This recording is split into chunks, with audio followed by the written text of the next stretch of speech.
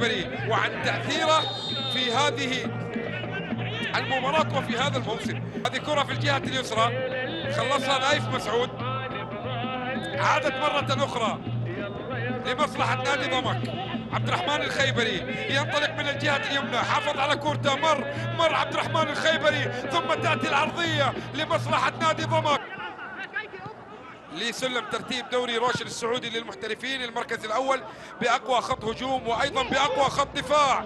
الآن نايف مسعود يلعب الكرة عرضية، مراد باتنا داخل منطقة الجزاء، خطيرة للفتح البينية داخل منطقة الجزاء، لكن المتابعة لم تكن حاضرة، المتابعة لم تكن حاضرة. شوف خطورة الفتح من الجهة اليمنى مع المرور والتسديده. بعد ذلك الكره التي اصطدمت بالدفاع وصلت الى عبد الله العنزي في الجهه اليمنى، يحاول مراقب في اليمنى، خطيره، مراد باتنا راح، يا الله على العرضيه في اللقطه الماضيه. مراد باتنا انطلق من الجهه اليمنى، لكن ايضا الكره عدت سليمه والكره ايضا بتتخلص.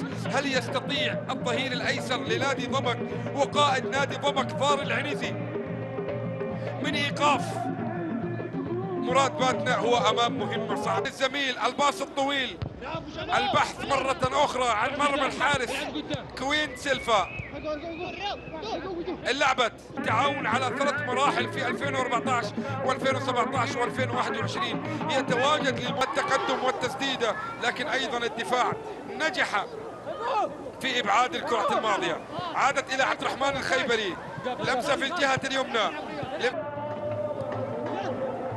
وصلت مراد باتنا يحاول فرد إفادة، تسديدة قوية من رياض شراحيلي في اللقطة الماضية، لكنها اصطدمت بالدفاع في الوقت الذي يسيطر فيه لاعبو السابعة.